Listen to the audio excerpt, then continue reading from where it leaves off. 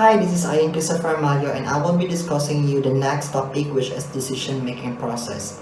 I believe you already know what is decision-making, but in our discussion, it is defined as the process of making choices by identifying a decision, gathering information, and assessing alternative resolutions.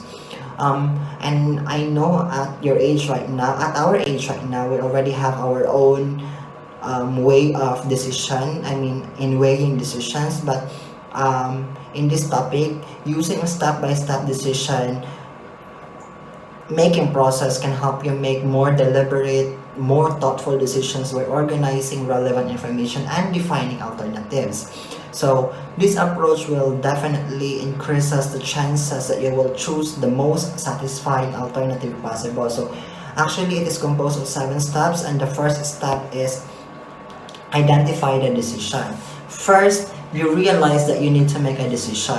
Try to clearly define the nature of the decision and try to clearly define the nature of the decision you must have to make, and as usual, the first step is very important, no? So tatanan jud mga butang itong buhaton, importante gyud ang pinaka step, first step. And in decision making process, the first step is identify the decision. Next is gather relevant data or gather relevant information. Here, collect some pertinent information before you make your decision. First, you need to ask yourself what information is needed, what are the best sources of information, and how to get this. This step involves both internal and external work. Some information is internal, because you'll seek it through a process of self-assessment, and other information is external because you'll find it online in books from other people and can be from other sources. So again, in collecting relevant information, you have to consider internal and external work. First, internal is about self-assessment, and the second one is anything that is beyond yourself. So it could be online, books, or other resources. So in the third step, we have identified the alternatives. So as you collect information, you will probably identify several possible paths of action, or what we call alternatives. You can also use your imagination and additional information to construct new alternatives.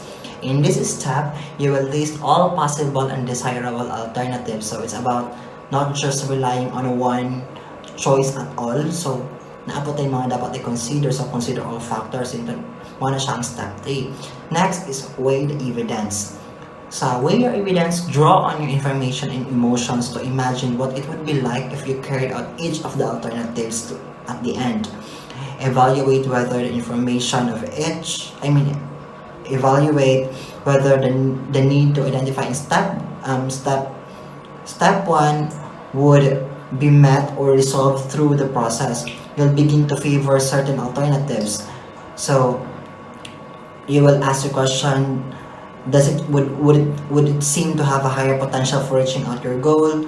And finally, place the alternatives in priority order based upon your own value system. So since sa step 1, identify na nimo ang decision na kailangan nimo. So step 2 is kailangan nimo ang relevant information. So step 3 is mag-consider na ka mga alternatives, so you have a lot of choices.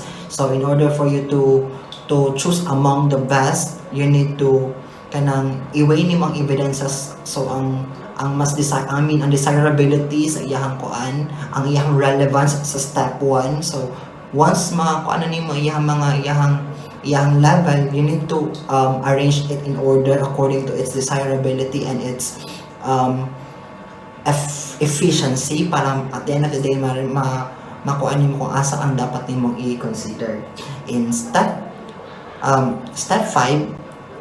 choose among the alternatives. So once you have weighed all the evidence, you are ready to select the alternative that seems to be best one for you. You may even choose a combination of alternatives. Your choice in step 5 may very likely to be the same or similar to the alternative you place at the top of your list or at the end of the step 4. So basically, since you have already placed or arranged the level of potential or effectivity or efficiency of the alternatives you have. So since kabalo na makaasa ang pinaka, do not just what do you call that one? Do not just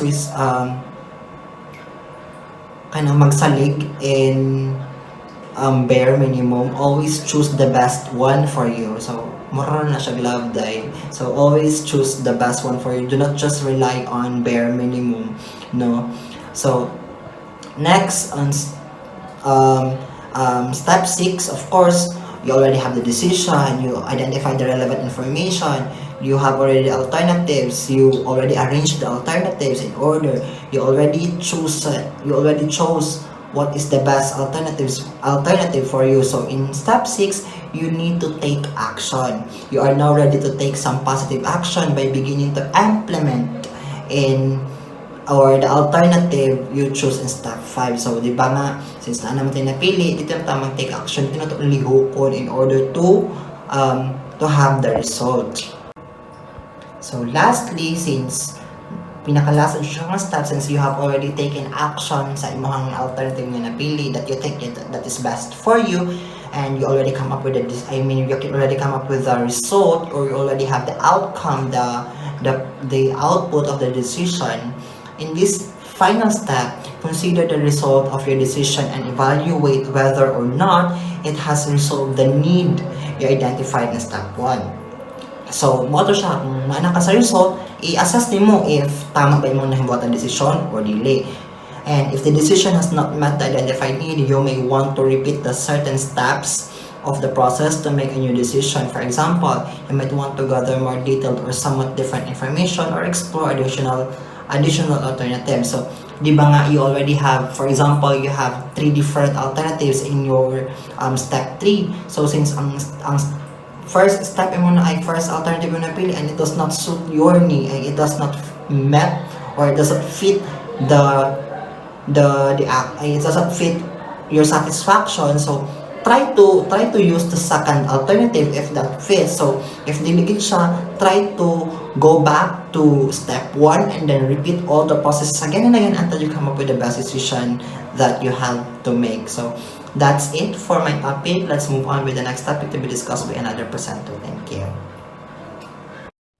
So, using a step-by-step decision process can help make more deliberate, thoughtful decision by organizing relevant information and defining alternatives. So, this approach increase the chances that you will choose the most satisfying alternative possible. So the first one is you must identify the decision. To make a decision, you must first identify the problem you need to solve or the question you need to answer. Clearly define your decision. If you misidentify the problem to solve, if the problem you chosen is too broad, you knock the decision trade off the track before it even leaves the station. So you realize that you need to make a decision. Try to clearly define the nature of the decision you must make. This first step is so very important. So step 2 is gather relevant information. Once you have identified your decision, it's time to gather the information relevant to that choice. Do an internal assessment, seeing where your organization has succeeded and failed in areas related to your decision. So, gathering sufficient data will enable you to evaluate all potential outcomes and make the best option. So, consider all of the possibilities. Use the data you acquired in the previous phase to generate as many solutions as possible, assisting in the selection of the best option. So, you must collect some pertinent information before you make decision. What information is needed, the best source of information, and how to get it. This step involves both internal and external work. So, some information is internal. You seek it through a process of self-assessment. Other information is external. You find You find it online, in books, from other people, and from other sources. So the step 3 is you must identify the alternatives. With relevant information now at your fingertips, you must identify possible solution to your problem.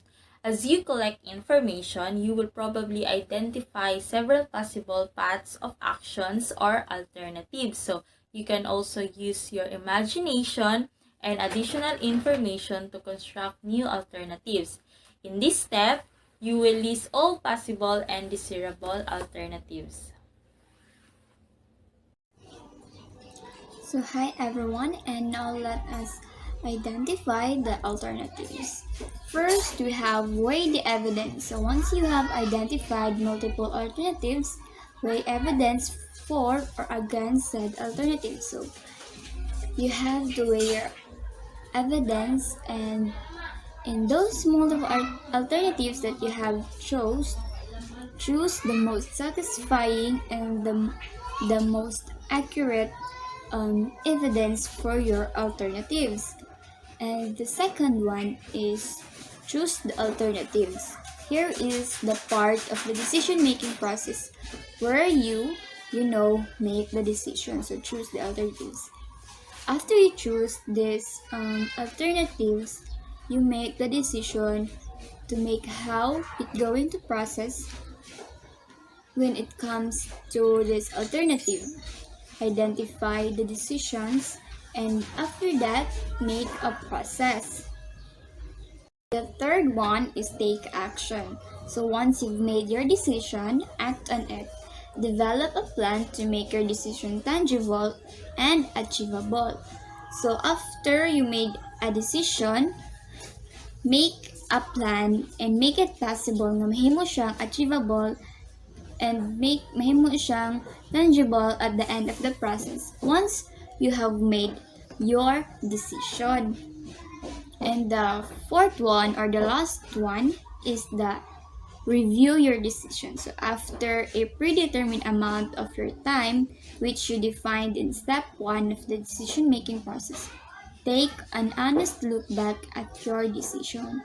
So after you weigh your evidence, you choose the alternatives, and you make an action, take a review if you have review your decisions.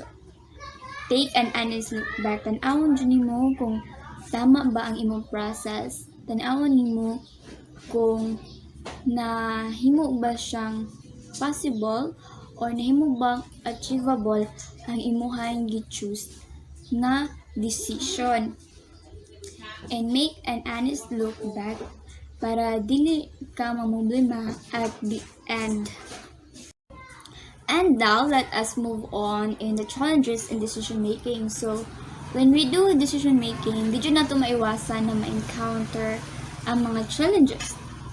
So the first one is information overload. So when we do decision making, we gather information para mahimo siyang successful o mahimo siyang mahimo process. That's why we need an information. So when the information is too much, malibog na ta kung unsa ang atong goal when we make a decision. Too much information is makalibog siya when it comes to decision making. So the second one is not having enough information. So kung makalibog ang information overload, mas makalibog if dili enough ang imuhang information na mag-gather. Kay dili man ka maka-move on sa next steps in decision making if kulang ang information nimo. Kay mas daghan kag question kung kulang imong information. Makapangutan na kag how, why, where, what. That is why when it comes to decision making, you have a proper and enough information para lang sa imong decisions. So the third one is misidentifying the problem. So once nga ma-misidentify nimo or incorrect ang imong pag-identify sa problem, na ay possibility nga magbalik-balik ka from the step 1 or magbalik ka sa uno nga imuhang gisugdan because wala ka balo kung unsa nga problem ang imuhang gibuhatan ana ng mga process. That is why it is important nga kabaluta kung unsa ang main nga problem nga dapat sulbaron when it comes to decision making. So the fourth one is overconfidence in the outcome. So overconfidence in the outcome may result in disappointment because kung overconfident kay ka nga ang imong gusto na outcome is mao jud result, which is dili tanan result ang masunod sa imong gusto na ay possible nga dili na mao. That is why na ay disappointment at the end, dili lang kay sa imong gibuhat but also sa imo self. Do not overconfidence in the outcome. So the fifth is impulsiveness. Do not make an action or make a decision without considering or considerations on the things that may affect because of what you did. Dili ta mo decision right away nga walay consideration because it may ruin your decision making or may ruin the possible outcome na imuhang goal. The sixth is opinion and objectivity. So in decision making, dili na to maiwasan yung mga opinions in other people. And when it comes to opinions, dili man gid mangay lang ta sa isa ka person. May possible nga mga tanat sa tulo or 5 person. And these persons is na sila ila-ilang opinions. Mas malibog na hinuon ka because of their different opinions. Also, when it comes to decision making, imuham jud nang ikonsulta sa laing tao, naay mo object o naapoy mo agree. That is why madugay ka sa imong decision making because of others' opinions and also the other will object on your decision. The seventh or the last one is not a one-off. Do not make your decision, your information, your process or goals limited because it may end up also a limited result. That is why you make a broad enough information, relevant information, and also choose a satisfying alternatives when it comes to your decision making. Now we are here in majority of decision making. So what is majority decision making? A majority decision is one that most people support. So when we say majority, it is greater than the half of the total or halos tibuok sa isa ka grupo. The majority is often identified by voting or a show of hands. Common issues in majority decision making. The majority is not always right. So when making a decision, the majority is not always right. They will just give their opinion. So when we say opinion, wala majority ana right. Nasa sayo na yan kung it will take it as a good or a bad opinion. People may feel they have to follow others, including family members. If voting is public, like example by show of hands. So another example of this is during the election. So ilabi na itong mga first time voters na walay idea kung kinsa ilang botohan. So ang mahitabo, ang kung kinsa gibotohan sa ilang ginikanan, mao na lang sa ng ilang botohan. The result can depend on who's in the room. Meeting can be stuck. It can give rise to competing factions and split the group. So, of course, when making a decision na magdili oyon og oyon ana. So, ang resulta, mahati noon ang usa ka grupo. Sometimes, magresulta ni siya og competition kung kinsa og unsa ang decision ang ilang i-acknowledge. Hierarchical decision making. Hierarchical decision making is top-down. For example, a boss or elder or group of elders may take the decision. They can gather ideas from others, but the decision is up to them. So, in hierarchical decision, There is a boss nga mao ang mag-decide, though ang mga members na happy rights maghimog decision, but a boss or ang leader jud ang mag-decide. Next is common issues majority decision making. First, may this empower the rest of the group and leave people thinking they have no right to voice their opinion and say what they think. So, some of the members na kanang feel nila nga kanang ang ilang opinion is wala na pulos, means kanang marag ma-reject kanang gihapon ni, kanang marag dili na lang nila i-voice out because feel nila kanang ma-reject gihapon and wala gihapon pulos, no? So, kanang mas pilion na lang nila nga kanang dili na lang i-voice out ang ilang opinion. So, that's one of the major decision making if having a group. So, as a member then. Next is may not take all issues to account and overlook concerns. So some of the groups having a plan and making a decision making is kanang magbuhat sila plano, no, and then magbuhat sila plano na kanang naka-centered lang sila kung unsa ang issue. Wala sila nagtanaw sa kanang kung unsa ang resulta sa katunga plano nga ilang pagabuhaton or katunga decision making nga ilang pagabuhaton. So next one is may not work to build group strength and relationship. So ang group strength yun na to is having a unity nga kanang work as a group, and you felt na kanang naajud ang grupo, which is naagyo dapat tabang tanan because some of the group is kanang magsalig lang po sa leader and ang member po magsalig sa leader, and then ang leader is kanang instead nga leader siya na dyan magputanan, di na siya mangayog opinion sa other, which is wrong.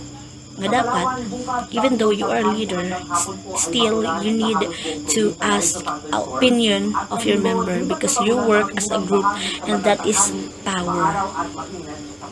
And last one is its usefulness depends on the type of decision to be made. Decisions about ceremonies made by elders can strengthen cultural practices by recognizing their authority. So as a leader din naman, you have the authority nga being the spokesperson of your group, and kanang you have the authority nga parang murag kanang ikaw jud sulundanan ba nga kanang need jud dapat nato ning buhaton, and then i-explain nimo sa ila kung unsa ang plano, unsa ang mga decision nga na-make nimo, and also kung kanang mag-reject ka kag opinion sa imong member, you need to explain why are you going to reject ang ilang opinion para dili po sila manain. So, next topic is proportional decision making. Proportional decision making is where a person or a group has a greater say than others about issues over particular areas. So those are that is the meaning of proportional decision making. Next one is the common issues in proportional decision making. We have those most affected have a greater say or principle of subsidiarity. The second one is those with a smaller say may argue that they are just as affected. Third one is the interest of smaller families with greater interest can be accounted for. And the last one is if one group or individual has a greater say, this may have an influence on the solidarity of the broader group. It may lead to splintering of the whole group. So those are the common issues in proportional decision making.